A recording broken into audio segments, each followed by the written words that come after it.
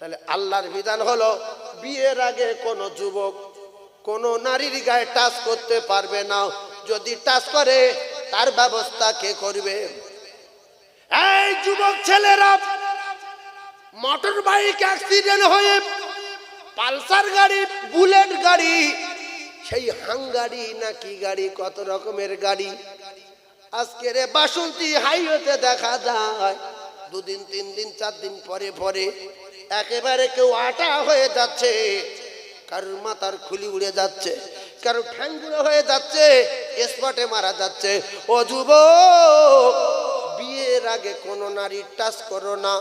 আল্লাহর কোরআনে মানা রে, টাচ করার যদি শখ হয় বিয়ে করে টাচ করো, নেকি হবে, নেকি হবে, গুনাহ আর হবে না। তাই যারা বিয়ের আগে মানুষের মেয়ে গায়ে টাচ করে এদের ব্যবস্থা করবে কে? জোরে বলে। ঠান্ডা মাথায় ওয়াজ বুঝবেন। আল্লাহ পাক মা হাওয়ার বাপ আদমকে বিয়ে দিয়ে বাড়ি পাঠিয়ে দিলেন। বাড়ি কোথায়? জান্নাতে। অনেক মুখ্য আছে বিয়ে করে সৌর বাড়ি থাকে, আর আল্লাহ বিয়ে দিয়ে কোথায় পাঠাচ্ছে? বাড়ি পাঠাচ্ছে। যাও বিয়ে করেছো বাড়ি যাও। আর দুটো একটা আছে বিয়ে করে সৌর বাড়ি আছে। বগলির বংশ তো শ্বশুর বাড়ি থাকবি। একটা কথা জেনে রেখে দে, পৃথিবীর সব নারীদেরই তোর মা হয়, আর তোর মা যদি একা অপর দিকে থাকে, আল্লাহর কসম নিজের গর্ভধারিণী মায়ের পাল্লা ভারী হয়ে যায়। জোরে বলুন সুবহানাল্লাহ। পৃথিবী যত পীর আছে, খাজা গরিবে নামাজ থেকে নিয়ে না, সেই গৌসুল আজম বাগদাদের বড় পীর আব্দুল কাদের জিলানী, ওখান থেকে শুরু করে কেন্দ্রের মোস্তান পর্যন্ত যত যা আছে সবাই যদি একদিকে হয়, আল্লাহর কসম আপনার মায়ের কাছে পারবে না। মুখুর রোগ হয়েছে, শ্বশুর শাশুড়ির কাছে বলছে, মা 5 বছর তো আব্বা মায়ের সঙ্গে কথা বলি না, আমি মরে যাব। ডাক্তার আর 3 মাস বাঁচার কথা বলেছে, আমি বাড়ি যাচ্ছি, একটু এয়ারপোর্টে আসবেন। অনেকদিন মা বাপের সঙ্গে দেখা নাই, কথা নাই, রেগে শ্বশুর বাড়ি আসে। মা ভালো না, বাপ ভালো না। এরা চিঠি লিখল, জামাই যেই তুই চলে আসছো, মারা যাবে, অসুস্থ, তুমি চলে আসছো, আমার জন্য শাড়ি, তোমার সৌরের জন্য জামা।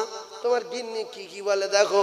গিন্নি গিন্নির মতো বললো, আর এদিকে শ্বশুর শ্বশুরের মতো বললো। আর শেষমেশ বললো, আমার মাকে একটু বলি রে, আমার মা জননীর সঙ্গে 5 বছর কথা বলি না, 4 বছর কথা বলি না, আমার বাপের সঙ্গে আলাপ করি না, মারা যাব, গ্যারান্টি, গ্যারান্টি, গ্যারান্টি। মা জননী খবর পেয়েছে 5 বছর বাচ্চা আলাপ করে না, শ্বশুরের কাছে টাকা পাঠায়, নিজের বইয়ের ব্যাংক অ্যাকাউন্টে টাকা পাঠায়। মা বাপ গরিব অসহায়, খেটে খায়, চেয়ে খায়, ছাগল চড়িয়ে খায়। মা ওই খবর পেয়েছে।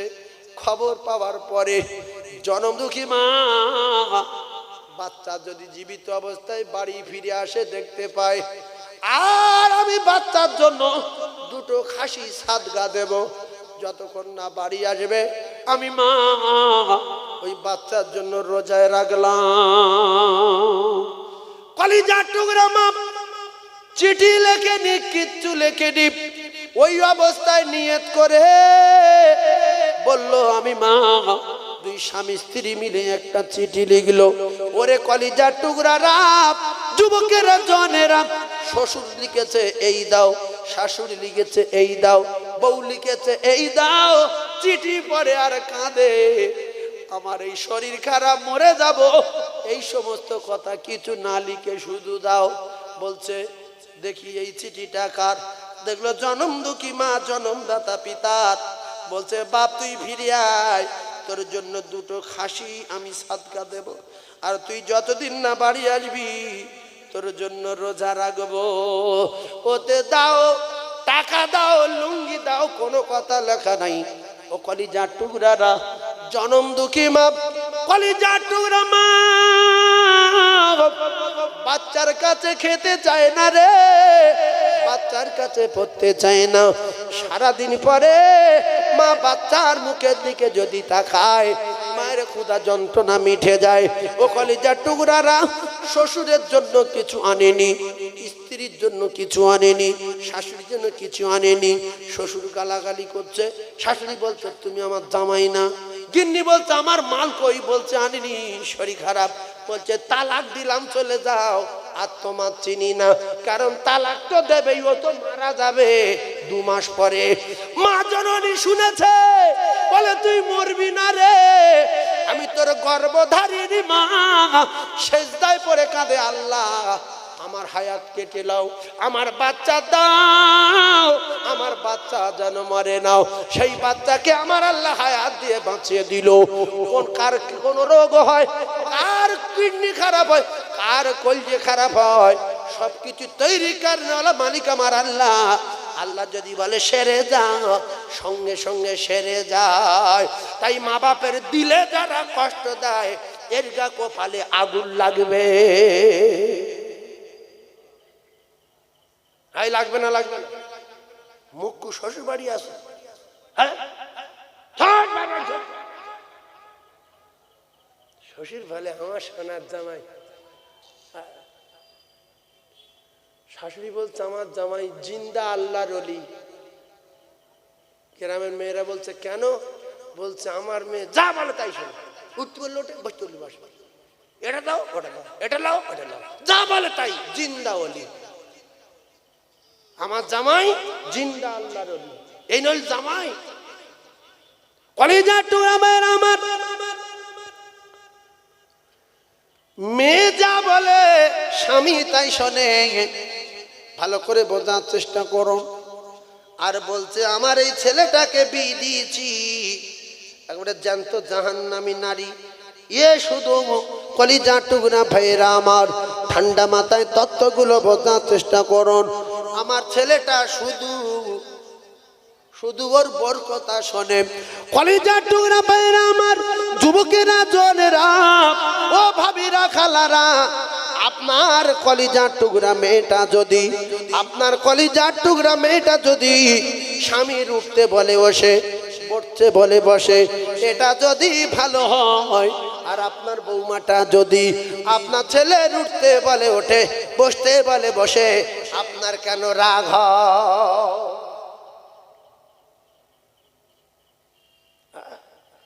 এইটা জাহান্নামী। আর জামাইটা নিজের মেয়েটা যে বিয়ে দিয়েছে ওইটা আল্লাহর ওলি। সেজন্য একটা কথা শুনে রেখে দেন যারা আওয়াজ শুনতে এসেছেন, যদি বাপ মাকে আলাদা করে দেন, তাহলে বাপ মা আলাদা করে দেওয়ার আগে সাইফুল্লাহ যে কথাটা বলছে শুনুন।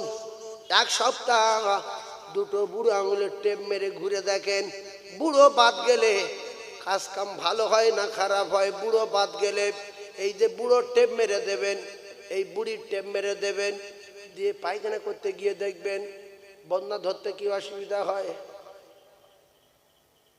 যদি মানে বদনা নাই, ওই যে সুইচ কল টল যা করা আছে ধরবেন, চা খাবেন, আঙুলে মাথা পুড়ে উঠবে, বলবে কিরে, বলছে পুড়ে যাচ্ছে।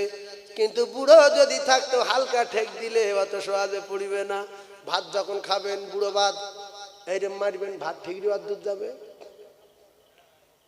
বুড়ো ভাত কি হাত কি হলো? বেলচা। হাত কি হয়েছে? বেলচা। বদনা ধরতে পারবেন, পানি ফেলতে পারবেন, হবে না। বুড়ো বাদ গিলে কি অসুবিধা হয়? টাকা গোনা যাবে, এই আঙুল দিয়ে টাকা ধরে টানতে হবে। কেন গো? বলতে বুড়ো বুড়ি বাদ।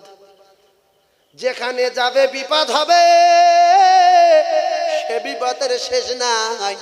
বুড়ো বুড়ি যার বাড়ি আছে তার বাড়ি সম্মান আছে। আল্লাহ পাক জানিয়ে দিলেন, ওয়াকাদা রাব্বুকা আল্লা তা'বুদু ওয়া বিল ওয়ালিদাইনি ইহসানা। এই মা বাপের নাফরমানি জাতির কলঙ্ক। নারীরা শ্বশুর শাশুড়ির যারা কষ্ট দাও তারা শুনে লাও, আমার আল্লাহ পাক কোরআনে জানালেন আল্লাহর ইবাদতের পরে পরে, আল্লাহর হুকুমের পরে পরে খিদমত করবে মা বাপের। এই মা বাপের যারা দুঃখ দেবে এর গা কপালে আগুন লাগবে। মা বাপের খিদমত করা আমার আল্লাহর হুকুম ফরজ। এই মা বাপের খিদমত করা কি ফরজ? মুক্তু দিন মধ্যে মোস্তাহাব। হিজড়ি এরম বলে না, হিজড়ি। মা বাপের খিদমত করা কি বলেন না? হ্যাঁ জোরে বলেন কি? কথা বলেন না তো, বলেন ফরজ। মা বাপের খিদমত করা ফরজ। যারা কোরআন মানে না তারা মুখ দিয়ে বলবে না, জানে আমরা মোবা জানি, মোবা এখন শুনছি ফরজ। যারা মোবা জানতেন কান যারা মেরে দেন। মা বাপের খিদমত করা মোবা না, ফরজ। খিদমত করতে বলেছে কে? জোরে বলেন। ওয়াবিল ওয়ালিদাইনি ইহসানা, আল্লাহ বলেছে। তাহলে আল্লাহর হুকুম মোবা না মুস্তাহাব? জায়গাটা বলেন, ফরজ। তাহলে কি ওয়াজ করছি বুঝবেন। দাদা হুজুরির বলিনি, গোরাচাঁদ আব্বাস আলী থেকে ধরিনি, হে বগদাদের বড় পীর থেকে শুরু করে কেনিয়ে মোস্তান পর্যন্ত যত দুনিয়া থেকে বিদায় নিয়েছে সব কটা যদি একদিকে হয়, একজোট হয়ে আপনার কিলো মানে 25 কেজি ওজনের বাপ, ওই বাপের পাওয়ার আর ওই মায়ের পাওয়ার পৃথিবীর সব অলির চেয়ে বেশি।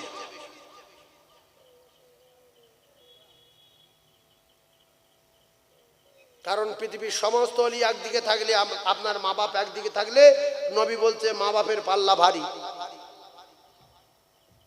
এই জন্য দুটো রসগোল্লা, দুটো লেডিগেন, 4টে চপ, দুটো পেঁয়াজি, দুটো শসা, দুটো কোলা, একটু আঙ্গুর নিয়ে বুড়ো মা বাপের কাছে ধরে, যাব্বা এই লাও, খেয়ে লাও, আমা এতে আঙ্গুর আছে, খেয়ে লাও, শরীর সুস্থ থাক, তুমি অনেকদিন বেঁচে থাকো, আমার জন্য দোয়া করো। কপাল খুলে যাবে, কপাল খুলে যাবে।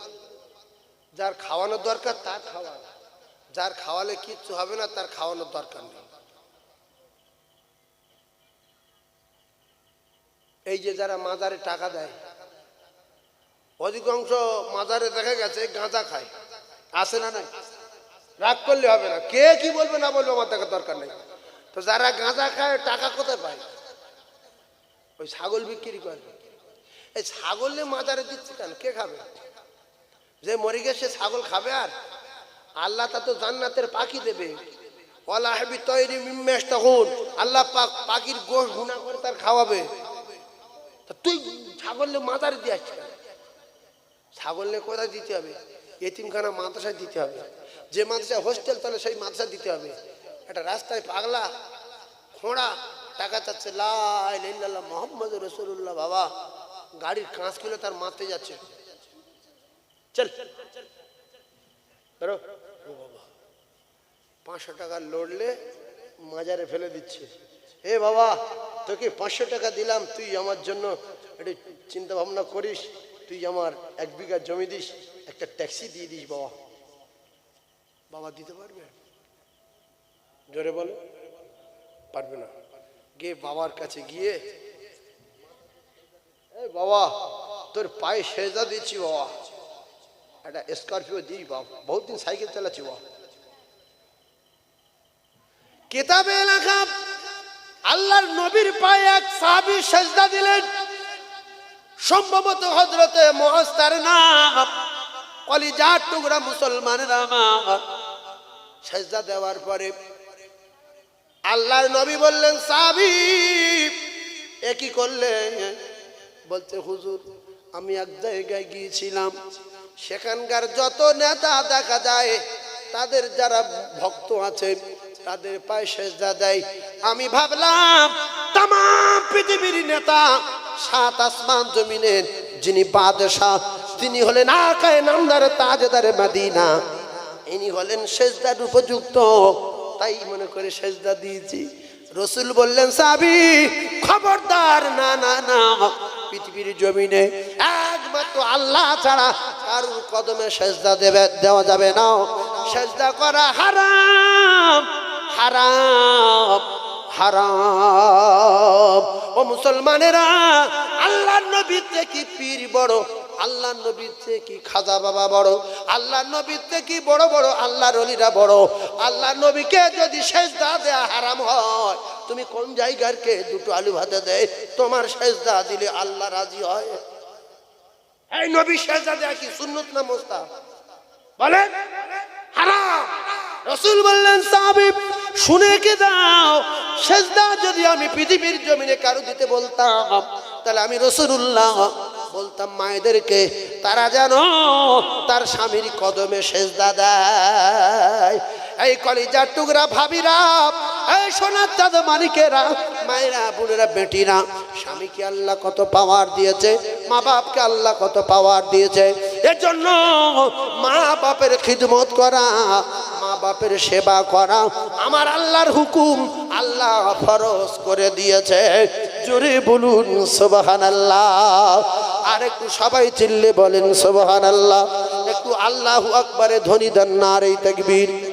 10 মাস 10 দিন গর্ভে রেখেছিলে ধরে, অনেক কষ্ট পেয়েও ভুবনে পাঠালে, সেই মায়েরা চলে শীতল ছায়াতে পালিত হলাম খোদারি করুণা। মাগো তুমি আমার জান কোনো দিন ভুলো না, মাগো তুমি আমার জান কোনো দিন ভুলো না। যে মায়ের কদম তলায় জান্নাত পাওয়া যায়, সে মায়ের ব্যথা দিলে সব কিছুই তার ক্ষয়ে যায়। সেই মায়ের স্নেহ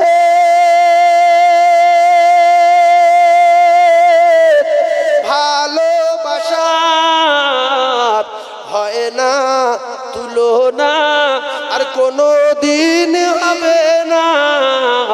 মাগো তুমি ছাড়ায় আমার এমন যে মানে না। হারালে মা কোথায়, হারালে মা কোথায়, খুঁজে কেন পাই না। মাগো তুমি আমার জান কোনো দিন ভুলো না, মাগো তুমি আমার জান কোনো দিন ভুলো না। 10 মাস 10 দিন গর্ভে রেখেছিলে ধরে, অনেক কষ্ট পেয়েও ভুবনে পাঠালে, সেই মায়েরা চলে শীতল ছায়াতে পালিত হলাম খোদারি করুণা। মাগো তুমি আমার জান কোনো দিন ভুলো না, মাগো তুমি আমার জান কোনো দিন ভুলো না। এই যে যাদের মাথায় মানুষের মগজ আছে, ফুরফুরা শরীফের ওমর হুজুর কেবলা হুজুর যদি আপনাদের কারুর বাড়ি ঢোকে, হঠাৎ করে আপনি বসে আছেন খাটে বা বারান্দার কোঠে, হুজুর আপনার বাড়ির ভিতরে ঢুকছে, আপনি বসে থাকবেন না উঠে দাঁড়াবেন? এই কথা বলে না? এদিকে জ্ঞান তো খুব ভালো, উঠে দাঁড়াতে হবে। আর তোমার মা যখন তোমার সামনে যায় উঠে দাঁড়ানো কেন? হ্যাঁ, তোমার মা বড় না ওমর হুজুর বড়? আরে কথা কথা বলে না।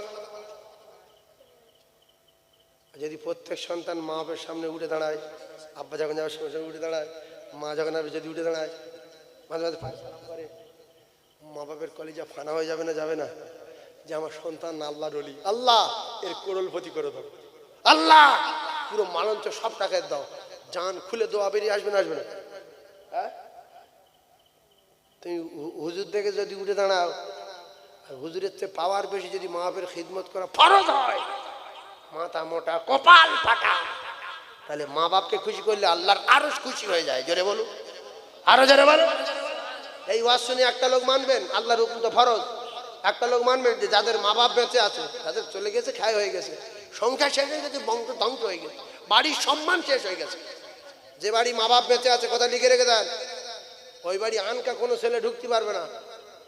বলো ভাই বাড়ি আসো, বুড়ো বলছে তুই কে রে? বলছে আমি আপনার ছেলের দোস্ত। বলে শো, ঢুকে ভাবি যে কামরায় থাকে সেই কামরায় যাচ্ছে। বুড়ো বলছে এদিকে এই শোন, ও বৌমা ওখানে যাচ্ছে কেন? নাই দোস্ত।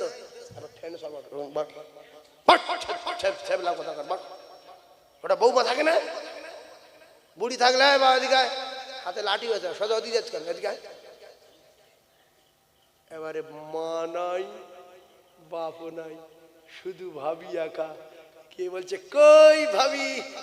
বলছে এই তো, তুমি এতদিন আসুনি, কাল রাত্রে 1 ঘন্টা কথা বললাম, পথের দিকে তাকিয়ে আছি, রাস্তার দিকে এসে দোতলায় চলো, আমি গোটা দেশি মুরগির ডিম সিদ্ধ করলে যাই, দোতলায় চলো। সম্মান থাকলো না গেল? এই হ্যাঁ না বলে। তাহলে দোতলায় যে তুলছে বুড়ো নাই বুড়ো নাই বলে, বুড়ি নাই বুড়ো নাই বলে, সোজা দোতলায়। দাদা তো দোকানদারি করছে কলকাতায়, শিয়ালদায় আছে। বুড়ি থাকলে বুড়ো থাকলে এখন বস, মঙ্গলবার ছেলে আসবে, তুই বন্ধু কাজ যেই হোস মঙ্গলবার আসবি। এখন বৌমা একা আছে, ওদিকে যাসনি, এখানটা বস। বৌমা মুড়ি লসে তো 1 কাপ চা করো, খেয়ে দিল, থাকবি না চলে যাবি? না কাকা যাই, ঠিক আছে মঙ্গলবার আসবি, যা। ওদিকে যেতে দেবে? ওদিকে যেতে দেবে? তাহলে সম্মান বাঁচলো না গেল? সম্মান বাঁচলো। আপনি কলকাতায় থাকবেন, ইরাকে থাকবেন, শুধু 1 কাপ ফোন, আব্বা বৌমা কেমন আছে? কোনো চিন্তা নেই, এই সবে বাজার করে নিয়ে এসছি, নাতিগুলো সব স্কুলে পাঠিয়ে দিয়েছি, আমি বিকেলে আবার যাবো আনতে যাবো, তুই নিশ্চিন্তায় থাক। সরুর কাছে ফোন করবে, আব্বা কে জামাই কি হয়েছে? না তোমার মেয়ে কেমন আছে? ছেলেপুলেগুলো তো ছেলেপুলো আমার জন্য, আমি বাঁচবো, ছেলেপুলো রাখবি না, রাখ, পরে ফোন করবি, রাখ। এ মন মেজাজ খারাপ। ভাইজান আমার খুব ভালো করে বোঝার চেষ্টা করুন, আমার আল্লাহ পাকের বিধান। তাই বিশ্ব নবী হাবিবুল্লাহর মা হযরতে মা হালিমা রাসূলুল্লাহর প্রেমে ফানা হয়ে গিয়ে বহুদিন দেখেনি মুহাম্মাদের, বিশ্ব নবী হাবিবুল্লাহ দেখতে গেলেন মদিনায়। সাহাবায়ে কেরামদের নিয়ে আলোচনায় ছিলেন নবী। জনম দুঃখী মা, পেটে ধরা মা না, দুধমা হালিমা তো সাদিয়া। যারা হসপাকে গিয়েছেন, এখানে যারা আছেন বোঝেন, কাবার চত্বরে হোক আর মদিনার চত্বরে হোক, ওই মেয়েরা পরকা পরে যায়, ওই এলাকার মেয়েগুলো দেখবেন পিছন দিকে 1-1.5 হাত ঝুলছে, মনে হয় পা তুলে দিলে ওদের হুমড়িকে পড়ে যাবে, হেঁটে যাবে মাটিতে, 1 হাত মতো ঝুলে ঝুলে টেনে যাবে। আর হালিমা তো সাদিয়া বরকা টরকা পরে মুহাম্মাদের সঙ্গে দেখা করতে গিয়েছে, চেনা যায় না, হাতে মোজা, পায়ে মোজা, মুখ ঢাকা, পা ঢাকা। এখনকার মেয়েরা শরীর তো 3 ভাগ ফাঁকা। রাসূলুল্লাহ উঠে দাঁড়ালেন, এই বাপের বেটা, জন্ম দেওয়া বাপ, পেটে ধরা মা। হালিমা তো সাদিয়া পেটে ধরা না, হালিমা সাদিয়া পেটে ধরা না, পেটে ধরা মাকামে না, সেই মাকামে আবহাওয়ায় মারা গেছে, আব্বার কবর দেখাতে গিয়ে মারা গেছে। আর হালিমা তু সাদিয়া পেটে ধরা না, তবুও নবী উঠে দাঁড়িয়েছে। জোরে বলুন। এই যে কেন আমি আপনাদের উঠে দাঁড়াতে বললাম, নবী যখন উঠে দাঁড়িয়েছে সাহাবারা অবাক হয়ে গেছে যে নবী উঠে দাঁড়ায় কে? হ্যাঁ, নবী তো মা নাই, নবী তো আব্বা নাই, নবী তো দাদু নাই। কথাবার্তা হলো, চলে গেল। সাহাবারা বললেন, ইয়া রাসূলুল্লাহ, কে আপনার কাছে আসলো?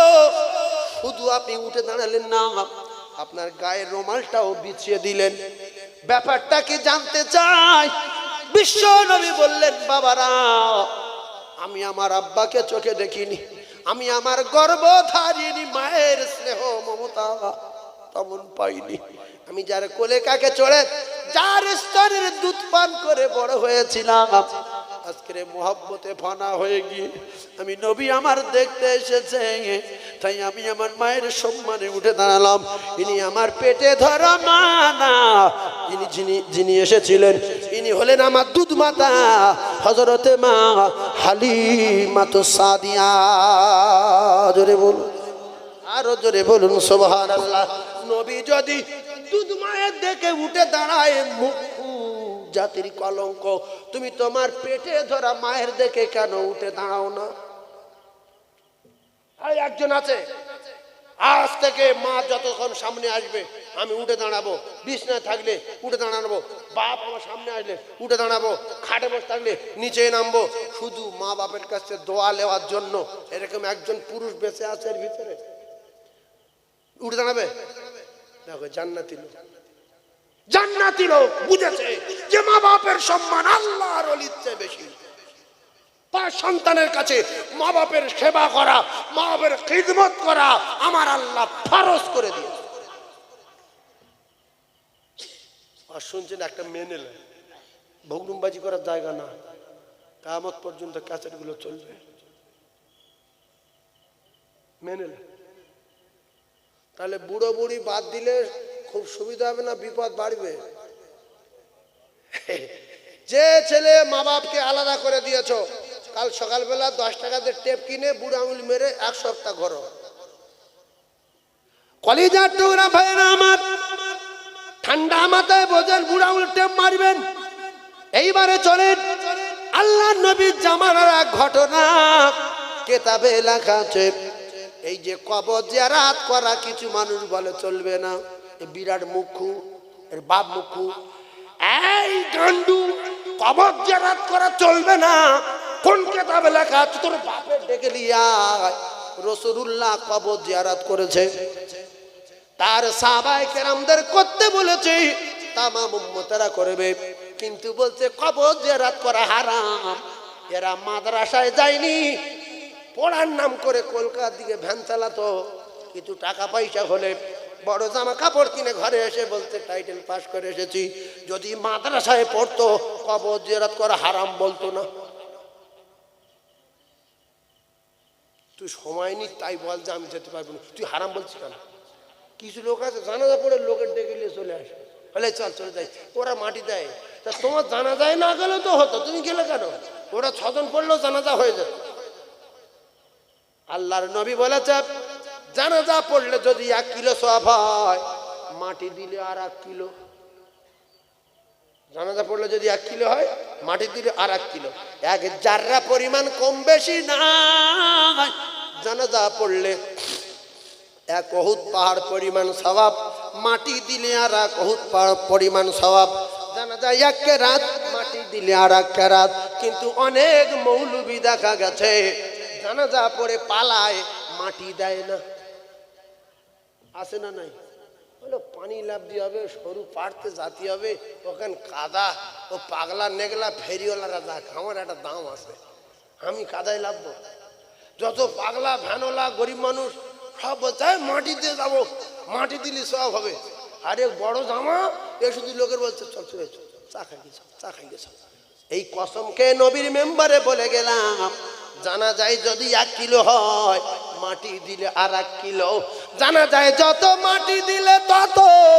ও মায়েরা বুড়া বেটিরা, আল্লাহর নবী হযরতে আল্লাহ নবী বিশ্ব নবী হাবিবুল্লাহর স্ত্রী বলেন, আমি রাসূলুল্লাহকে জান্নাতুল মুআল্লায় দোয়া করতে অনেকবার দেখেছি। জোরে বলুন। খুব ঠান্ডা মাথায় শোনেন, মা খাদিজার কবরের কাছে আল্লাহর নবী দাঁড়িয়েছে। এই মুসলমানেরা, আর কিছু জাতির কলঙ্ক আছে, কবর দিয়ে কবর তালকিন করার জন্য কেউ যদি দাঁড়ায়, আর একজন লোক বলে ভণ্ড। আসলে শুনেছে জানে না, তাই এই সারা জীবনের কপালে আগুন লাগবে। এ মুখ লিডার বলে কবর জিয়ারত চলবে না। আল্লাহর নবী হযরতে আবু যর গিফারিকে নিয়ে আনসারীদের কবর জিয়ারত করার জন্য রওনা। বিশ্ব নবী হাবিবুল্লাহ আকায়ে নামদার তাজদারে মদিনার মুজিজা ওই একটা দুটো না, আমার নবীর মুজিজা হাজার হাজার হাজার আছে না নাই। ঈসা নবী যদি কবর থেকে মানুষ তুলতে পারে, আমার নবী তো ঈসা নবীর চেয়ে বড়, পাওয়ার বেশি, আমার নবী তুলতে পারে না? পারে না? জোরে বলেন। এই প্রশ্ন হয়েছিল একদিন, একজন বলল ইমানদার না, বলল মুহাম্মদ তুমি কি ঈসা নবীর চেয়ে দামি, ঈসা নবীর চেয়ে বড়? নবী বলছে কি হয়েছে বলো? বলছে ঈসা নবী যদি কবর থেকে মানুষ তুলতে পারে, তুমি যদি ঈসা নবীর চেয়ে বড় হও, তোমার তুলে দেখাতে হবে। আমি কলমা পড়ব। এক কথা অত বলে লাভ নেই। পৃথিবীর যত নবী এসেছে ওই সমস্ত নবীরা যা কিছু পারতেন তার চেয়ে কোটি কোটি গুণ বেশি আমার নবী পারে। জোরে বলুন। এক কথাই বুঝবে। এই মুসা নবী পানি পড়েছে, ওই নবী মাছের পেটে গিয়েছে, সেই নবী আগুন থেকে বেঁচেছে। কে কি পারে এক কথায় জেনে নেন, পৃথিবীর যত নবী যা পারে আমার নবী একা সব পারে। জোরে বলুন, আরো জোরে বলুন সুবহানাল্লাহ। আল্লাহর নবী হাত তুললেন এক জায়গায় গিয়ে, বলছে আল্লাহ এই কবরবাসীর কবরে আযাব মাফ করে দিন, কবরবাসীর কবরে আযাব মাফ করে দিন। আল্লাহ বলে জিবরিল তুমি এই মুহূর্তে চলে যাও, আমার দোস্তকে কাঁদতে নিষেধ করো, কারণ ওই যে কবরের কাছে হাত তুলে কাঁদে, ওই কবরে একটা জোয়ান ছেলে শুয়ে আছে, ওর কপালে আগুন লেগেছে, ও আগুন কিয়ামত পর্যন্ত আর লিখবে না। দোস্তর কান্না আমি আল্লাহ সহ্য করতে পারি না, তুমি জলদি করে নিষেধ করো জিবরিল। আল্লাহর জিবরিল এসে বললেন ইয়া রাসূলুল্লাহ আপনি কাঁদবেন না, কাঁদবেন না, ও আগুন জ্বলবে। পুলিশের সঙ্গে যার ভাব থাকে, এই যে পুলিশগুলো আপনার মালঞ্চ বলুন আর মঠবাড়ি বলুন, পুলিশ থাকে রাত্রে গাড়ি ধরে, ওদের ড্রাইভার গুলো দেখবেন ওদের চেয়ে বাড়ি বৃদ্ধি বেশি। এই কথা ঠিক না বলতে? ওরা গাড়িতে শুয়ে রয়েছে আর এ কাঁচা মেরে শুধু, ওরা বলে কাঁচা মেরে এরকম করছে, কে রে এ তো পুলিশ না? ও তখন লরি ভিতরে জিজ্ঞেস করছে কে, পিছনে গাড়ি দেখাচ্ছে যে আমি কেউ না। ওরা তখন বুঝতে পেরেছে পুলিশের লোক, তাহলে টাকা দিতে হবে, না দিলে এখনই পুলিশ গাড়ি ছুটবে পিছনে।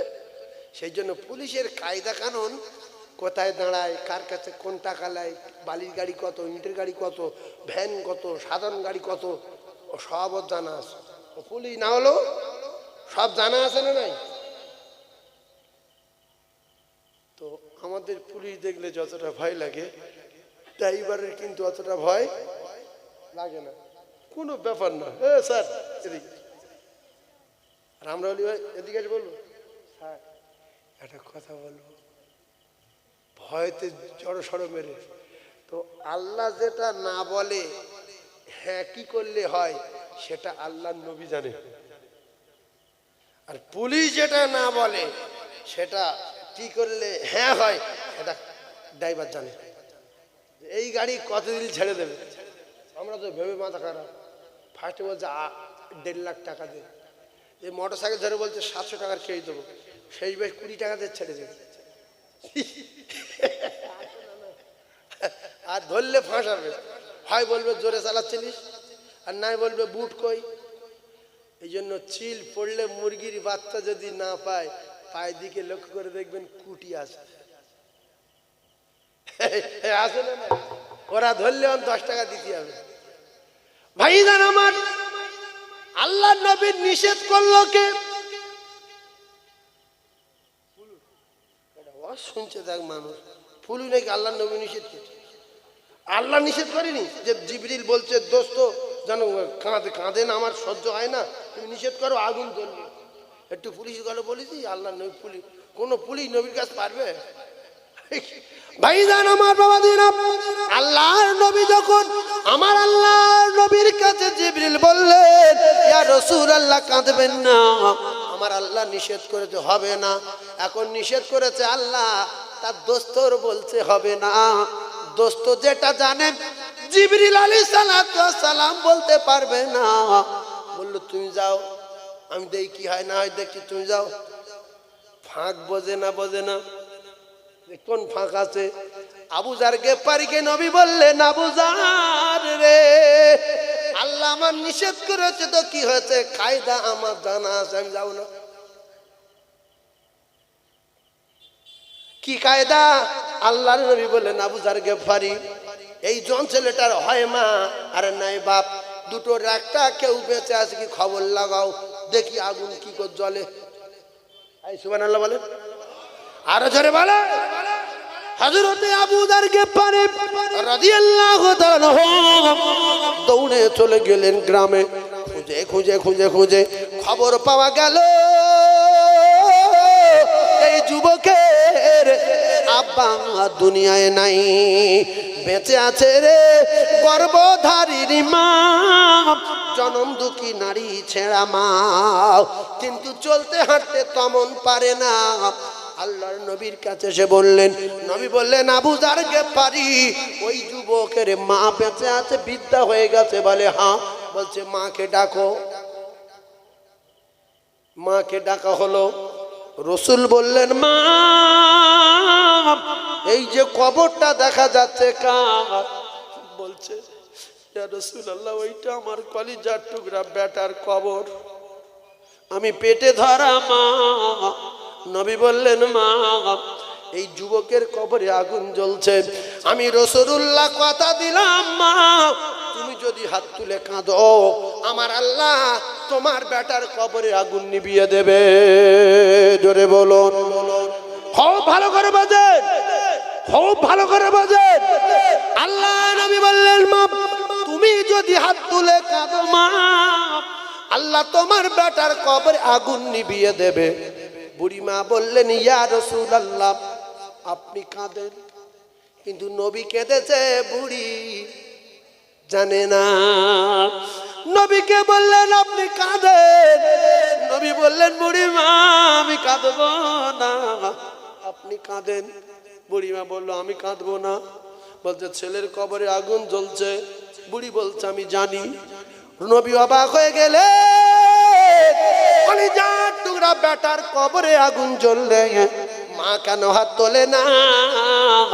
মায়ের কলিজায় এমন একটা মেশিন বসানো আছে, বাচ্চা সামদেশে থাক সিরিয়ার জমিনে থাক, বাচ্চা যদি কোনো বিপদে পড়ে যায় বিনা ফোনে বিনা তারে সবার আগে আমার আল্লাহ মায়ের কলিজায় খবর দিয়ে দেয়। জোরে বলো, আরো জোরে বলুন সুবহানাল্লাহ। ও রাসূল প্রেমিকেরা, বিশ্বনবী হাবিবুল্লাহ বলেন, মা তুমি হাত তোলো। বলে হবে না। বলে কেন মা? মায়ের কলিজায় তো আল্লাহ অনেক দয়া দিয়েছে, বাচ্চার কবরে আগুন জ্বললে মা কেন হাত তুলবে না? বুড়ি বলছে, আমি গেলাম, আপনি দোয়া চান, আপনি দোয়া চান। ওই যে আগুন জ্বলছে নিভবে না, আপনি দোয়া চান না, নেবানো যাবে না, আগুন নিভবে না। নবী বললেন, মা তুমি একবার হাত তোলো দেখি আগুন নেবে কিনা। মা বলে হবে না।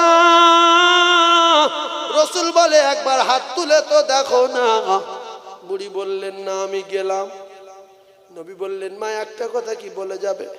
বাচ্চার কবরে আগুন জ্বললে মা কেন হাত তুলবে না? বুড়ি বললেন, ইয়া রাসূলুল্লাহ, ইয়া হাবিবাল্লাহ, আমি বুড়ি মা ঠিক মতো কাজ করতে পারি না বলে, ঠিক মতো চলাফেরা করতে পারি না। আমার এই ছেলে একদিন আমার লাঠি দিয়ে পেটাচ্ছে, ইয়া রাসূলুল্লাহ, হাতে ধরি ছাড়ে না, পায়ে ধরি ছাড়ে না, এত পেটা পিটিয়েছে আমার টোটাল বডি ঝাঁঝরা করে দিয়েছে। ইয়া রাসূলুল্লাহ, আমি কোন রাজা বাদশার কাছে বিচার দেইনি, আমি আসমানের মালিকের কাছে বলেছি, মালিক আমি যার 10 মাস 10 দিন পেটে ধরেছি, কত আচার পাচার খেয়েছি প্রসবকালে, ওগো মালিক আমার ঝাঁঝরা করে দিয়েছে।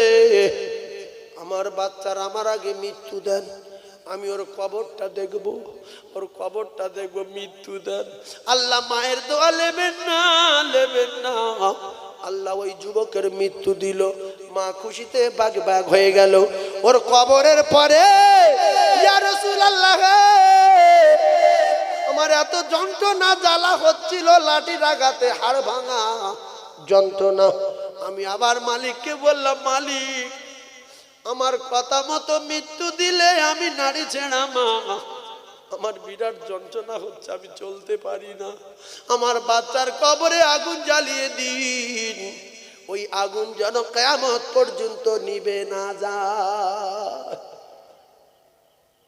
আল্লাহর নবী শুনে চোখের পানি জারি হয়ে যায়।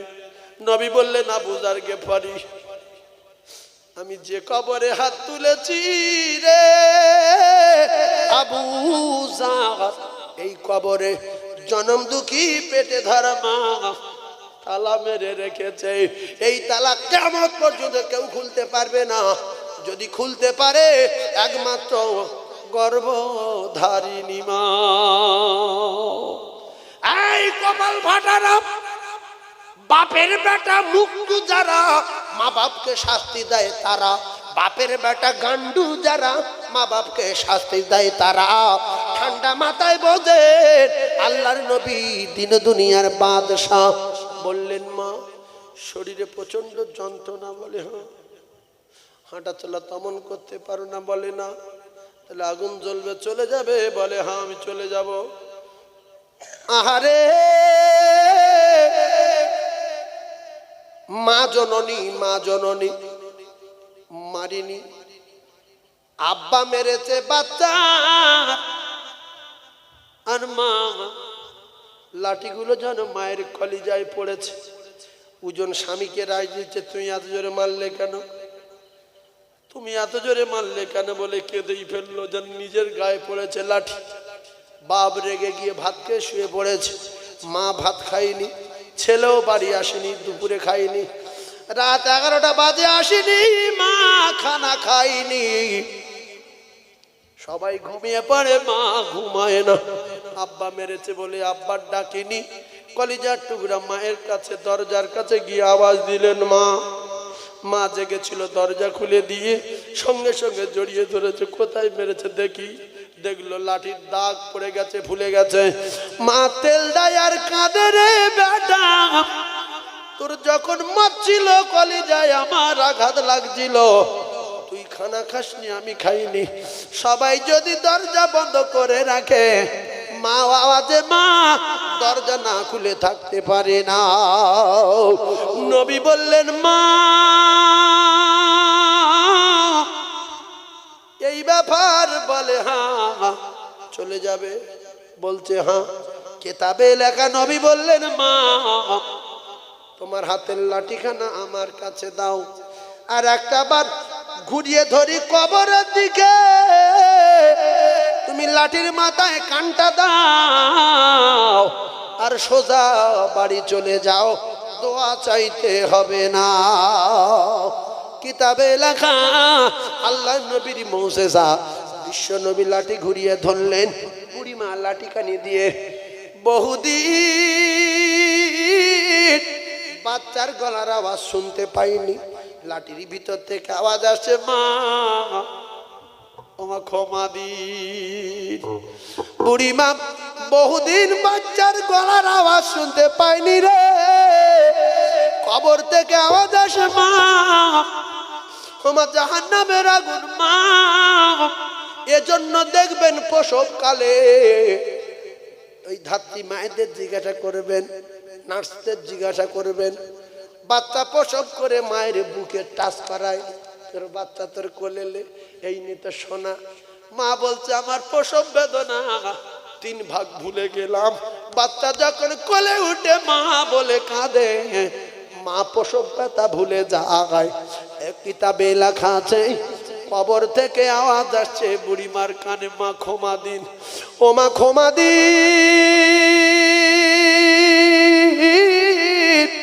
ও মা ক্ষমা দিন, মা ক্ষমা দিন। কিতাবে লেখা আছে বুড়িমা বহুদিন আওয়াজ শোনেনি, চোখের পানি জারি হয়ে যাচ্ছে। হঠাৎ করে লাঠি ফেলে দিয়ে ডুগরে কেঁদে উঠলেন, ইয়া রাসূলুল্লাহ, ইয়া হাবিবাল্লাহ, বহুদিন আমি আমার বাচ্চার আওয়াজ কানে শুনি না, আমি লাঠির মাথার থেকে শুনতে পাচ্ছি, কবর থেকে আওয়াজ আসে, মা ও মা ক্ষমা দিন, ক্ষমা দিন, জাহান্নামের আগুন সহ্য করতে পারি না মা। মা ঝরঝর করে কাঁদে, ইয়া রাসূলুল্লাহ, আমার শরীরে আর ব্যথা নাই, মা আজ ব্যথা মরে গেছে, মা আজ ব্যথা সেরে গেছে, ইয়া রাসূলুল্লাহ ব্যথা নাই, আমার যন্ত্রণা নাই শরীরে, আমি হাত তুলবো ইয়া রাসূলুল্লাহ। ওই সময় হাত তুলে কাঁদে বৃদ্ধা গর্ভধারিণী মা, ওগো আমার আল্লাহ, ওগো আমার আল্লাহ, আমার বাচ্চা আমার মেরেছিল, প্রচন্ড যন্ত্রণা হচ্ছিল বলে আমি আপনাকে বলেছি, আপনি আমার বাচ্চাকে মৌত দিয়েছেন, আমি খুশি, আমার যন্ত্রণাতে আবার আমি আপনাকে বলেছি বাচ্চার কবরে আগুন জ্বালিয়ে দেন, আমি খুশি। ওগো আমার আল্লাহ, দরবারে দোয়া চাই, আপনি আমার বাচ্চার, আমি আমার বাচ্চার উপরে রাজি হয়ে গেছি, আমার বাচ্চার কবরে আগুন নিভিয়ে দিন, আমি আপনার বিদ্যা বান্ধি আমার ফিরত দেবেন না, বাচ্চার ক্ষমা দিন, বাচ্চার ক্ষমা দিন, ক্ষমা দিন, ক্ষমা দিন। বুড়িমা কাঁদতে কাঁদতে দোয়া বন্ধ করে দিলেন। হযরতে আবু যার গিফারি রাদিয়াল্লাহু তাআলা আনহু আল্লাহর নবীর মুখের দিকে তাকিয়ে দেখলেন বিশ্ব নবী খুশিতে বাগ বাগ হয়ে গেছে। হযরতে আবু যার বললেন, ইয়া রাসূলুল্লাহ,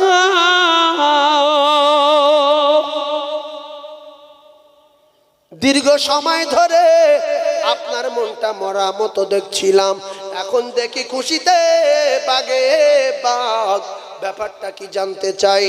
রাসূল বলেন, আবু যার গিফারি রে, মা জননী দোয়া আল্লাহ পাক এত দ্রুত গতিতে কবুল করে নেয় যে যুবকের কবরে আগুন জ্বলছিল, আমি রাসূলুল্লাহ দেখতে পাই ওই যুবকের কবরের আগুন মায়ের দোয়ায় আমার আল্লাহ নিভিয়ে দিয়েছে। পৃথিবীর এক নাম্বার ওলি, এক নাম্বার পীর, আপনার জন্মদাতা পিতা আর গর্ভধারিণী মা। তাই মা বাপকে বসে থাকতে দেখলে, আপনি যখন বসে থাকবেন, মা বাপকে যদি দেখতে পান, উঠে দাঁড়াবেন, গামছা বিছিয়ে দেবেন, জামা বিছিয়ে দেবেন, জীবনের চেয়ে বেশি খিদমত করবেন, খুশি হবে আল্লাহ। আর এটা আল্লাহর কোরআনের বিধান, মা বাপের খিদমত করা ফরজ।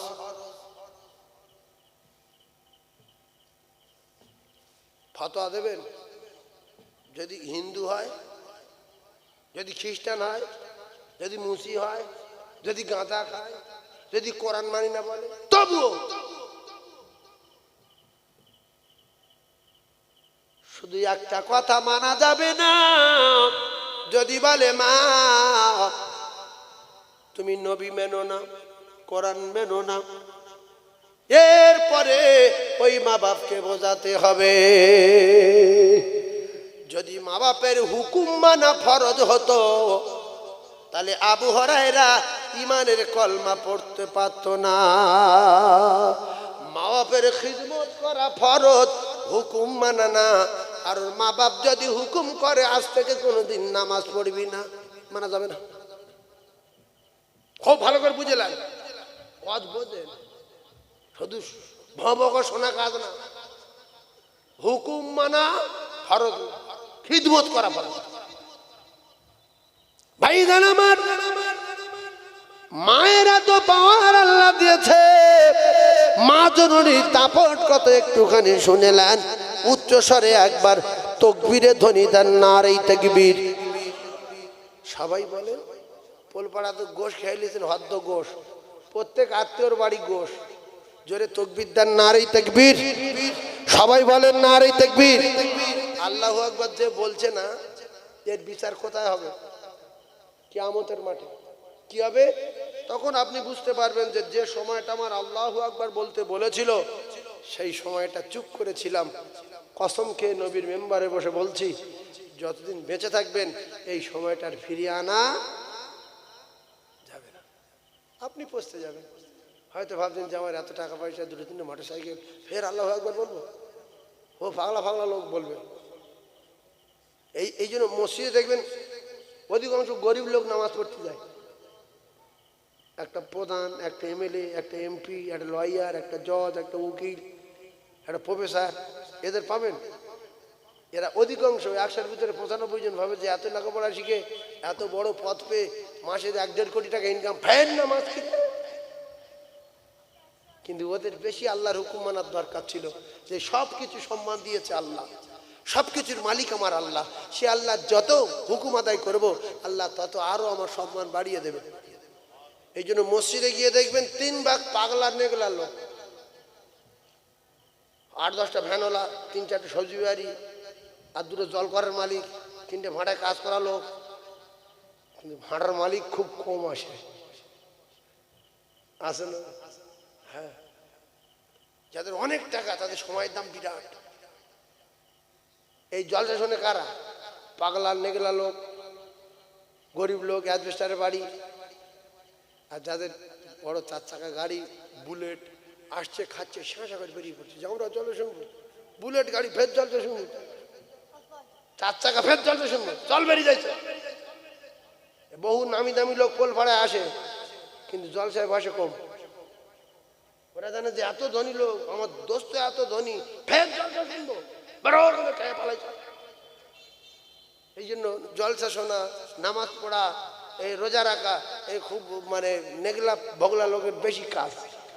সেজন্য ওদের কাজটা ওদের ছিল এটা বেশি করা, যে আল্লাহ আমার এত বড় বাড়ি দিয়েছে, এত সম্মান দিয়েছে, আমার বেশি আল্লাহর হুকুম আদায় আমি যদি করি তো আল্লাহ আরো সম্মান বাড়িয়ে দেবে। এজন্য আল্লাহ বলেছেন, কুলিল্লাহুম্মা মালিকাল মুলকি তুতিল মুলকা মান তাশা ওয়া তানজিউল মুলকা মিম্মান তাশা ওয়া তুইজ্জু মান তাশা ওয়া তুযিল্লু মান তাশা বিয়াদিকাল খায়র ইন্নাকা আলা কুল্লি শাইইন কাদির। বিশ্বাস করেন আল্লাহ মুহূর্তের মধ্যে বাদশাকে ভিখিরি বানাতে পারে কিনা? কথা বলে, কি করে পারবে? আপনারা যে বলছেন পারে, ধরুন মালঞ্চটা সব একটা লোকের, আর মালঞ্চে যত গাড়ি আছে 1-1.5 লাখ সব তার একার, তাই 1 সেকেন্ডে ফকির কি করে করবে? হ্যাঁ তো বলে দিল, জমি জায়গা বিক্রি করে টাকাগুলো গুনে একজনের দিক, কম্পিউটার মেশিনে 10 মিনিট লাগুক, সেকেন্ডে কি করে ফকির করবে? একটা ব্রেন খাটিয়ে বলেন না। যারা ধনী লোক ভাবে যে আমার এত জমি মালঞ্চ সব আমার একা, আর 2.5 লাখ শুধু গাড়ি, লরি, ট্যাক্সি ফ্যাক্সি মিলিয়ে, তা সব বিক্রি করে একজনের দিয়ে আমি ফকির হবো, তা ভালো হয়েছে। টাকা কম্পিউটারে গুনে দিয়ে অন্তত 10 মিনিট লাগুক, তারপর ফকির হয়। আল্লাহ বলে, লাকাদ খালাকনাল ইনসানা ফি আহসানি তাকওয়িম। আমি আল্লাহ পাক তোর মাথার চুল থেকে নিয়ে পায়ের নখ পর্যন্ত যেখানে যা কিছু লাগিয়েছি আমি আল্লাহ পাক পছন্দ করে করে লাগিয়েছি, অতি সুন্দর করে লাগিয়েছি। তোর জমি বিক্রি করার আগে, গাড়ি বিক্রি করার আগে, টাকা গোনার আগে যে শিরাটা টান মারলে তুই পাগল হয়ে যাবি, তোর মাথায় রক্ত উঠে যাবে, যন্ত্রণায় অস্থির হয়ে নাইট হয়ে পায়খানা করে খাবি, সেই শিরা আমি আল্লাহ চিনি। সেই শিরা কে চেনে? আল্লাহ চেনে না? চেনে না? তা আপনার জমি বিক্রি করার আগে, দোকান বিক্রি করার আগে, টাকা গোনার আগে আপনার মেন শিরা ধরে টান মারবে, সঙ্গে সঙ্গে মাথা রক্তই ভরে যাবে। গিন্নি চিনতে পারবে না, মঠবাড়ি চিনতে পারবে না, টাকা চিনতে পারবে না, জ্বালা চোটে নিজে পায়খানা করে নিজে খাবে। আল্লাহ বলেন, ইন্নাল্লাহা আলা কুল্লি শাইইন কাদির, আমি এইরকম পারি। কিসের অহংকার? কতলা বাড়ি, পাথর কত, টাকার জ্বালায় আগে ফিশারির জলকরের পাড়ে পায়খানা করেছে, পাশায় ঢিল পড়তো, পাতায় ঘাস পড়তো, পাশা উঁচু করে পায়খানা করছে। এখন টাকা জ্বালায় ঘরের ভিতরে সিমেন্টের নেট করে সেই নেট চটিয়ে মার্বেল দিচ্ছে, বলছে দে পায়খানা করতে হচ্ছে, পায়খানা এত টাকা ফের নেটে হাঁকবো, মার্বেলে হাঁকবো। আবার বলছে হবে না, ওই সোনালি কালারের যে প্যান্ট পাওয়া যায়, সোনালি কালার, উতি একটু পায়খানা পিতালি, মনটা ঠান্ডা হতো। টাকা ধরে না বলে কলকাতায় গিয়ে 2 তলা 3 তলা বাড়ি ভাড়া করে সেখানে উড়িয়ে দিয়ে আসছে। আল্লাহু আকবার, আল্লাহর জমিনে বসবাস করিস, আল্লাহর আসমানে তলায় বসবাস করিস, আল্লাহর সূর্যের বসবাস করিস, চলাফেরা করিস, আল্লাহর অক্সিজেন টানিস, সে আল্লাহর হুকুম আদায় করার জন্য একটু মসজিদে গেলি না, আল্লাহর কোরআনকে প্রচার করার জন্য 2-1 লাখ টাকা দিলি না, মোটা বান্ডিল নিয়ে কলকাতায় গেলি, 2 তলা 3 তলা বাড়ি ভাড়া করলি, যত লাভ হবে তত টাকা, যত লাভ হবে তত টাকা, বাপের বেটা। আল্লাহ বলছে অন্ধ করে দেবো। বহু বড় লোক অন্ধ হয়ে গেছে, ভেলোরে গিয়ে বলছে ডাক্তার 2টো চোখ যদি ফিরিয়ে দেন 200 কোটি টাকা দেবো, বলছে 2000 কোটি দিলে আর হবে না, অন্য কায়দায় শিরা মরে গেছে।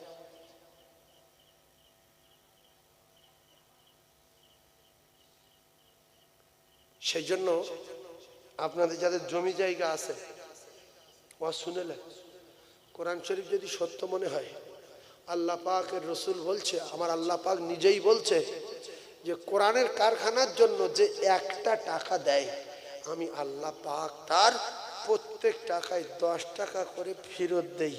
সুবহানাল্লাহ বলে। আর আল্লাহ রসুল বললেন যারা দেবে আমার ঘরে, আমি আল্লাহর নবী বলছি, আমার আল্লাহ তাদের দোস্ত হয়ে যাবে। জোরে বলুন। আচ্ছা, নবী কোনোদিন চাঁদা তুলেছ কি? হার হালতে সবসময় নবী চাঁদা তুলেছে। আল্লাহ পাক রসুলকে চাঁদা তুলতে বলেছে, আল্লাহ রসুল চাঁদা দিয়েছে। কিন্তু বর্তমান সমাজে কিছু জাহান্নামী লোক আছে, এরা চাঁদা বিরোধী। জাকাত 60,000 টাকা, শোনেন, 60,000 টাকা জাকাত, ওয়াজ শুনে যান, দিয়েছে 10,000 টাকা। জাকাত কত দিয়েছে? 10,000। আর মোবাইলে তুলেছে ভিডিও করে, জাল্লা এই যে ফকির মিসকিনের কাপড় দিতে পারলাম, এবছরে এতগুলো কাপড় দিলাম, আমার খুব ভালো লাগছে, আমার খুব ভালো লাগছে, এতগুলো ফকির মিসকিন। কিন্তু টাকা দেওয়ার কথা ছিল 60,000, দিয়েছে 10,000। আলহামদুলিল্লাহ, খুব ভালো লাগছে। ওই 40,000 টাকার কালকেউটো সাপটা কে দেবে? ওই যে 50,000 টাকা তুমি দাওনি, আল্লাহর কসম, ওটা তোমার মাল, তোমার কাল সাপ হবে। তোমার শুধু কপালে চপল মারিবে যে আমি তোর মাল, আজ তোর কপালে আগুন জ্বালাবো। 100-র ভিতরে 90টা মুসলমান ধনী লোক জাকাত দেয় না, যদিও দেয় 10 লাখ টাকা জাকাত হলে 25,000 দেয়, 1 লাখ দেয়, দিয়ে ঘাম দেখায়। এবছরে প্রচন্ড শাড়ি দিলাম, এবছরে বহু ফকিরকে দিলাম, আলহামদুলিল্লাহ, আমার খুব ভালো লাগছে। আল্লাহু আলিমুম বিজাতিস সুদূর, না বলা কথা বুঝতে পারেন যিনি, তিনি হলেন আমার আল্লাহ। এবছরে 4টে ছেলে পাগড়ি পেয়েছে, আপনাদের কি ভালো লাগলো না? দোয়া কুনুত জানি না, সূরা ফাতিহা সই জানি না। আজকের পোলপাড়া মাদ্রাসার 10টা ছেলে কোরআনের পাগড়ি পেল, আমাদের কি ভালো লাগে না? যার ভালো লাগে তাকবীর দিয়ে দেখান, নারে তাকবীর। কিছু লোকের ভালো লাগে না, কিছু বলেনি, বিচার আল্লাহ করবে।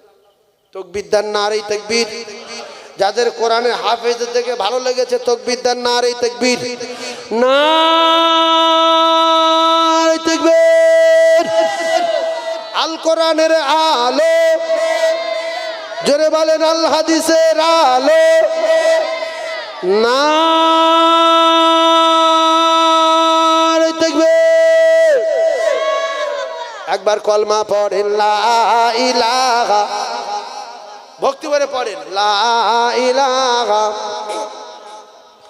লা ইলাহা ইল্লাল্লাহু মুহাম্মাদুর রাসূলুল্লাহ সুবহানাল্লাহ ওয়ালহামদুলিল্লাহ লা ইলাহা ইল্লাল্লাহ লা ইলাহা ইল্লাল্লাহ মুহাম্মাদুর রাসূলুল্লাহ। এই যে একটা কথা শুনলেন, রাসূলুল্লাহ একটা হাদিস বলছি, ভালো করে খেয়াল করবেন। একটা হাদিস শুনে যাবেন। আল্লাহ রসুলের এক সাহাবীর বাচ্চার গাছের গায়ে বেঁধে রেখেছে। কে বেঁধে রেখেছে? বাপ। কোথায় বেঁধে রেখেছে? গাছের গায়ে। আল্লাহর নবী গিয়ে বললেন, বাবু তোমার বেটার গাছের গায়ে বেঁধে রেখেছো কেন? জীবনের মতো মুখস্থ করিলেন। সাহাবী বললেন, ইয়া রাসূলুল্লাহ, ওই ইহুদির বাগানের খেজুর গাছটা আমার উঠোনে হেলা হয়ে আছে।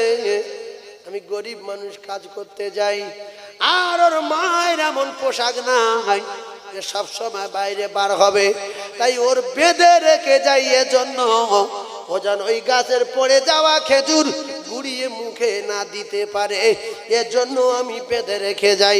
কারণ কোরআনে বলা আছে, ইয়া আইয়ুহাল্লাযীনা আমানু কু আনফুসাকুম ওয়া আহলিকুম নারা। এই মুসলমান ইমানদার, তুই নিজে বাঁচ, আর তোর বেটারে বাঁচা, তোর বাপের বাঁচা, তোর মায়ের বাঁচা। ইয়া রাসূলুল্লাহ হে, তাই আমি আমার কলিজার টুকরা বেটার জাহান্নামের আগুন থেকে বাঁচাবো বলে বেঁধে রেখে যাই। আল্লাহ রাসূল বলেন, লা ইয়াদখুলুল জান্নাতা জাসাদুন গুযিয়া বিল হারাম। ওই শরীরটা জাহান্নামে যাবে, জান্নাতে যাবে না, যাবে না, যাবে না। যে একটা বাগদা চুরি করে খায়, একটা ভেটকি চুরি করে খায়, যে না বলে ছিপ পেলে চুরি করে খায়, আটল ঝেড়ে খায়, এর কপাল আগুন লাগবে, এর শরীর জাহান্নামে যাবে। লা ইয়াদখুলুল জান্নাতা জাসাদুন গুযিয়া বিল হারাম। যদি বলেন মানি না, আপনার ঠিকানা জাহান্নাম হবে। এখানে কেউ কার ফ্রিজের থেকে মাছ চুরি করে খাওয়া লোক আছে? হাত তোলার দরকার নেই। সে ভাবু ভেটকি মাছ টাউ টাউ করছিল, ধারে এসে 1.5 কেজি ওজন। কাকা নামাজ পড়ে যাওয়ার সময় দেখতে পেয়ে টুক করে তুলে লেছে, রুমাল জড়িয়ে সোজা বাড়ি লেছে লিগে। বলতে এইটা কোট। গিনি বলছে, দাও, আল্লাহ তোমার ভালো করুক, এসব কজন মিলে খাই। যে কজন খেয়েছে সব কটা শরীর জাহান্নাম যাবে। যদি জাহান্নামি না হয়, রাসূলের হাদিস মিথ্যা। ইয়া রাসূলুল্লাহ, আপনি তো বলেছেন লা ইয়াদখুলুল জান্নাতা জাসাদুন গুযিয়া বিল হারাম। ইয়া রাসূলুল্লাহ, ওই ব্যক্তি, ওই শরীর কোনোদিন জান্নাতে যাবে না, যাবে না। যে শরীর হারাম রক্ত বড় হয়েছে, মোটা হয়েছে, যে শরীরের ভিতরে হারাম ঢুকে গেছে। বাপ তাহাজ্জুদ পড়ে, মা তাহাজ্জুদ পড়ে, ভোরের বেলা ঝড় হলো রে, রাস্তা সাইডে নারকেল পড়েছে, আম পড়েছে, ছেলেদের ভোরের বেলা তুলে দিল, চলে যা, দুটো নারকেল পাশ কি দেখ, দুটো আম পাশ কি দেখ, দুপুরবেলা ডাল দিয়ে খাবো, নিদেন খাওয়া খাবো, বংশ শুদ্ধ জাহান্নামে যাবো। এই হাদিসে আসে না নাই? ঠান্ডা মাথায় বোঝেন ভাইজান আমার। আল্লাহ নবী দিন দুনিয়ার বাদশার হাদিস একদিকে বললাম, অপরদিকে কোরআন বললাম। ইয়া আইয়ুহাল্লাযীনা আমানু কু আনফুসাকুম ওয়া আহলিকুম নারা। রাসূলুল্লাহর হাদিস হলো, লা ইয়াদখুলুল জান্নাতা জাসাদুন গুযিয়া বিল হারাম। এইবার একটা মজার কথা শোনেন। কটা নারী পৃথিবীর 1 নাম্বার সুন্দরী বলেছিলাম? বলেন, বলে দিই। কটা বলেছি? 4টে বলেছি? একটা বলেছি? যে বলেছি 1 নাম্বার বিশ্ব সুন্দরী হলো মা হাওয়া, আর 3টে বলিনি। 4টে নারী বিশ্ব সুন্দরী, একটার নাম বলেছি। দ্বিতীয় নারীটার নাম হযরতে জান্নাতের রানী ফাতিমা। দ্বিতীয় নারী আর 3 নম্বর বিশ্ব সুন্দরীর নাম হযরতে নবী ইব্রাহিম আলাইহিস সালাতু ওয়াস সালামের স্ত্রী, যার নাম হলো সারা। এই প্রথম স্ত্রী সারা বিশ্ব সুন্দরী নাম্বার 3। চতুর্থ নাম্বার বিশ্ব সুন্দরী হলো হযরতে নবী ইউসুফ আলাইহিস সালাতু ওয়াস সালামের স্ত্রী জুলাইখা। জোরে বলো, আরো জোরে বলো। এই 4টে নাম মনে করে রাখতে পারবেন। জলসায় গিয়ে 4টের নাম শুনেছি, ঘাম দেখালে শেখা যায় না, বড় হওয়া যায় না। অনেক লোক ঘাম দেখায়, তাই অনেক কিছু জিজ্ঞাসা করলে বলতে পারে না। তাহলে পৃথিবীর 4টে বিশ্ব সুন্দরীর নাম শুনলেন। এখন প্রত্যেকটা সন্তানের জান্নাত কোথায়? জোরে বলেন, তার মায়ের কদমে তলায়। জোরে বলেন, মায়ের কদমে তলায়। ভাইরা আমার, বাবাদিরা, খুব ঠান্ডা মাথায় বোঝেন, আল্লাহ নবী বিশ্ব নবী হাবিবুল্লাহ আকায়ে নামদার তাদের মদিনার বেটি, পৃথিবীর বিশ্ব সুন্দরী নারীদের ভিতরে একজন বিশ্ব সুন্দরী ফাতিমা। মেরে বসা খাওয়া নাম কেতাবে লেখা রে, হারাম মাল খায় না, চোরের মাল খায় না, চুরি করে খায় না মুসলমান। কত সুন্দর স্বামী দেখেন, পৃথিবীর 1 নাম্বার শক্তিশালী স্বামী, পৃথিবীর বাঘ স্বামী। জীবনে রাস্তায় গিয়ে লরি ছিনতাই করেনি, জীবনের টাকাওয়ালাদের রাস্তায় আটকায়নি। পৃথিবীর যে মানুষটার গায়ে সবচেয়ে ক্ষমতা বেশি, সেই মানুষটার নাম কি? এই কথা বলে। একজন বলছে হযরত আলী, কেউ কেউ ভাবছে আমার বাপ। দেখেছি তো, বিরাট শক্তিশালী। পৃথিবী যত লোক আছে সব লোক একদিকে, সেরে খোদা আলী একদিকে। হযরত আলীর পাওয়ার বেশি। সুবহানাল্লাহ বলেন। তা এত গায়ে ক্ষমতা থাকা সত্ত্বেও 3 দিন খাওয়া নিয়ে চুপ করে বসে আছে। আর আমাদের গায়ে যাদের শক্তি আছে, একবেলা খায়নি, রাস্তায় গিয়ে লরি ছিনতাই করছে। এই দাঁড়া, টাকা বার কর। 2 দিন খাইনি, কথা বললি মাথা কেটে দেবো। হযরত আলী যদি বাজারে গিয়ে বলতো, যাই লাভ, দোকান থেকে লাভ 20 বস্তা আটা, 3 বস্তা চিনি, 1 বস্তা গম আমার বাড়ি দিয়ে, আমার চিনিস তো? হ্যাঁ বাবু, আপনার নাম হযরত আলী, একেবারে জীবন কাবার। কোন লরি ছিনতাই করেছে? কোন দোকানদার ধরে পিটেছে? আমাদের এলাকায় হয় না, হয় না। ভাইজান আমার, বাবাজিরা, জান্নাত রানী ফাতিমা বললেন, স্বামী আমার আব্বা জান এই চাদরটা আমার দিয়েছিল, এই ওড়নাটা আমার দিয়েছিল, এইটা নিয়ে আপনি বাজারে যান, এইটা বিক্রি করেন, যে ক টাকা হয় আটা কিনে আনেন। হাসান মারা যাবে গো, হুসাইন মারা যাবে, বাঁচবে না, বাঁচবে না। আল্লাহর নবী দিন দুনিয়ার বাদশাহ, বিশ্ব নবীর দেওয়া চাদর জান্নাতের রানী নিয়ে স্বামীকে দিলেন। তথাপি স্বামীর চুরি করতে বলেনি, লোকের ঘাট টিপতে বলেনি, পকেট মারতে বলেনি। আল্লাহর নবীর দেওয়া চাদর দিয়ে পাঠিয়ে দিলেন। বাজারে গিয়ে 6 টাকা বিক্রি করলেন। মন মেজাজ বিরাট খারাপ। রাস্তার কাছে আসার সময় একটা ফকির গিয়ে বলছে, আলী কাছে যদি কিছু থাকে দাও। ও মুসলমান আমরা হলে দিতাম না, বাড়ি বাচ্চা কাচ্চা শুকিয়ে। আলী বললেন, মিথ্যা কথা বলা যাবে না, টাকা আছে। দিয়ে দিল 2 টাকা। আর কত আছে? 4 টাকা। ফের একটা ফকির গিয়ে বলছে, যদি কিছু থাকে দাও। মিথ্যা কথা বলবে না, দেবে। আবার দিল 2 টাকা। আলী মিথ্যাবাদী না, জান্নাতের টিকিট দুনিয়ায় পেয়েছে না পাইনি।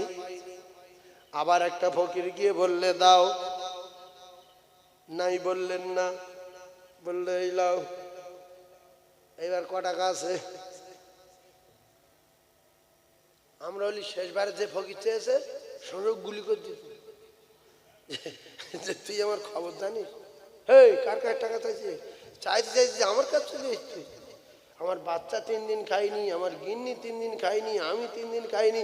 দুটো ফকিরের 4 টাকা দিয়েছি, শেষ বেশ 2 টাকা আছে, পেট বলছি আমি 3 দিন খাইনি, তো তুই খাইনি যে তোর বেঁচে তোর কানে তোর গুলি করে দিই। আলী দিয়ে দিয়ে মন মেজাজ খারাপ, চুপচাপ মেরে গেলেন। ওদিক দিয়ে উঁটওয়ালারা আসছে, বলছে উঁট কিনবে। হযরত আলী বললেন আমার পয়সা নাই। উটের মালিকেরা বলছে আলী তুমি নবীর জামাই, তুমি যদি উট নাও তোমার জন্য ফ্রি, তুমি যদি উট লাও তোমার জন্য বাকি দেব, বাকি। সুবহানাল্লাহ বলেন। বলছে বাকি দেবে? বলছে হ্যাঁ। তা বলছে তাহলে ক টাকা? বলছে বড় উটটা তোমার বাকি দেবো 100 টাকা। আর তুমি তো নবীর জামাই, তুমি নিলেও মিথ্যা কথা বলবে না, টাকা না দিয়ে বাড়ি যেতেও পারবে না, তুমি তো ফাতেমার স্বামী, নবীর জামাই, হাসান হোসেনের আব্বা। বলছে সেই জন্য বাকি দেবে? বলছে হ্যাঁ। বলছে লাও, কিন্তু টাকাটা দিয়ে যাও 6 টাকা। তো টাকা তো দিয়ে দেবো, এত বড় উট বাজারে গিয়েছে, টার্গেট নিয়েছে একটু বেশি দাম বলবো, আর যা কম দাম বলুক ছেড়ে দেব। আমার 2-4 টাকা হলে বাচ্চাদের জন্য আটা কিনে নিয়ে যাব। যেরকম গ্রামের লোক গরু হাটে যাওয়ার আগে গ্রাম থেকে গরু নিয়ে যাওয়ার সময় যে গরুর দাম 10,000 তার বলছে 40,000, বাজারে গিয়ে কিন্তু 15,000 টাকায় দেবে, কিন্তু গ্রামের লোকের কাছে বলছে 40 ছাড়া গরু বিক্রি হবে না। ভাইজান আমার, হযরত আলী কাররামাল্লাহু ওয়াজহাহু বাজারে গিয়ে বললেন উটের দাম 60 টাকা। ক টাকা? 60 টাকা। এখন খরিদ্দার তো কমাবে যে না 30 টাকা লাও বা 20 টাকা লাও।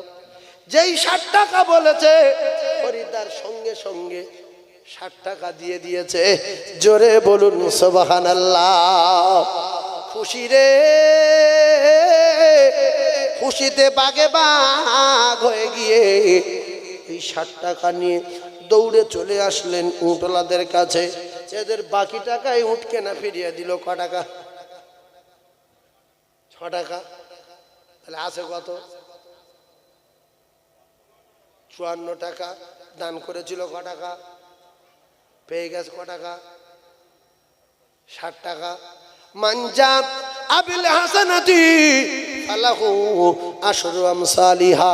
আল্লাহ বলে 1 টাকা যে দেবে আমি আল্লাহ তার 10 টাকা দেব। এইবারে 54 টাকার মাল কিনে বাড়ি আনছে বিরাট মোট। ভালো করে আজ বুঝবেন। গিন্নি বলছে দাঁড়াও দাঁড়াও। আলী বলছে কেন? বলছে আমি যে চাদর দিয়েছি ওই চাদরের দাম খুব বেশি হলে 5-6 টাকা হবে, কিন্তু আপনি তো 50-60 টাকার মাল আনছেন, কোথায় পেয়েছেন? কোনো গন্ডগোল থাকলে থাকতে পারে, দাঁড়ান।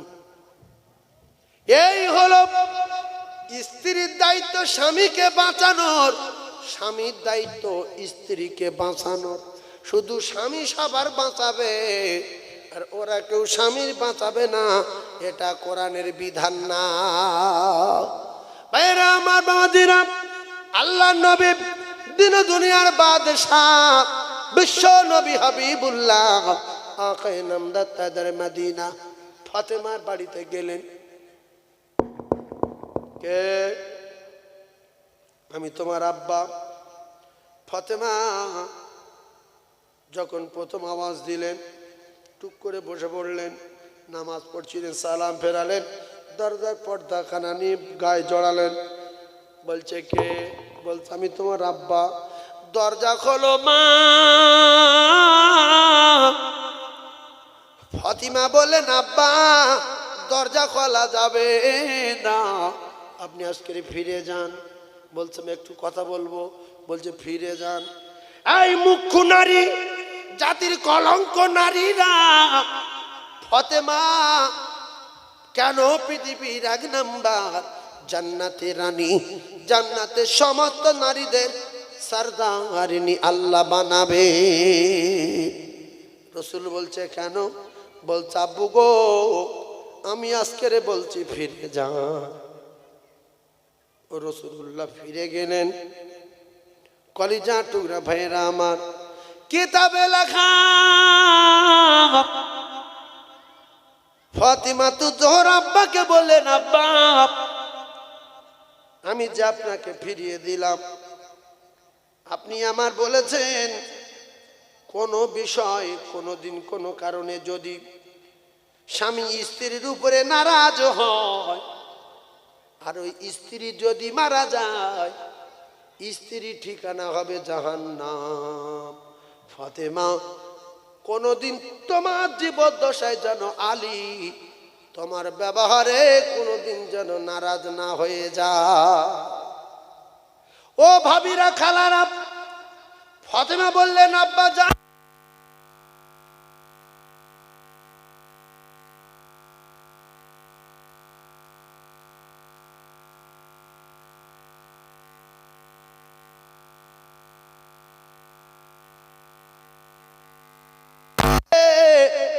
আপনি আপনার জামার উপরে অসন্তুষ্ট হবেন, আর যখন আপনি অসন্তুষ্ট হবেন তখন আপনার জামাই আমার উপরের কষ্ট পাবে।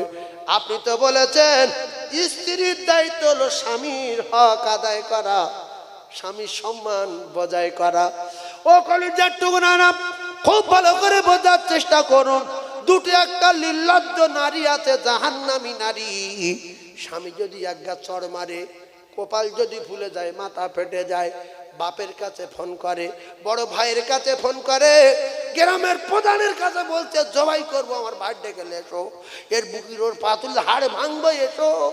আল্লাহ নবী দিন দুনিয়ার বাচ্চার বেটি জান্নাতে রানী বললেন, জান্নাতি রানী বললেন আব্বা আপনি আপনার জামার উপরে কষ্ট পাবেন, সেজন্য আমি বাইরে বার হতে পারি না। আর কিছু কিছু জান্নাতি ভাবি আছে, এরা স্বামীর সম্মান রক্ষা করার জন্য যদি স্বামী ধাক্কা মেরে ফেলে দেয়, দেয়ালে লেগে মাথা ফুলে যায়। সেদিন তার বাপ আর ভাই এসেছিল, কোথাও যাচ্ছিল, হঠাৎ করে বাড়ির ভিতরে ঢুকলো, মেয়ের সঙ্গে দেখা করে যাই। মেয়ে তো ফোন করেনি, কারোর সঙ্গে বলিনি। আব্বা বলছে মা তোর কপালটা ফুলে গেছে কেন? মেয়ে বলছে স্বামী গো, মেয়ে বলছে আব্বা গো কপাল ফুলে গেছে, আমি স্লিপকে কলে পড়ে গেছি, বারান্দায় বেড়াতে গিয়ে পড়ে গেছি, কিংবা মাথাটা দেয়ালে লেগেছে। অন্য কিছু ভাববেন না যে আমার স্বামী মেরেছে, না আমার স্বামী আমার মারিনি। এখন এই কথা যখন নিজের বাপের সঙ্গে বলেছে, স্বামীর মহাব্বত স্ত্রীর উপরে বেড়েছে না কমেছে? এই কথা বলে বেড়েছে। ও ভাবিরা শুনে রেখে দেন, এখনো কিছু ভাবি আছে তারা স্বামীর কষ্ট দুঃখ দিতে চায় না, বরং স্বামী যদি মারে তো বলে পড়ে গেছি, স্বামী যদি ছেঁড়া কাপড় পরিয়ে রাখে বলে মা আজকের নতুন কাপড়গুলো ধুইব বলে পুরাতন কাপড়টা পরে নিয়েছি। আমার চলাফেরায় কথার দ্বারা যেন আমার স্বামী দুঃখ না পায়। ও ভাবিরা, নির্লজ্জ যারা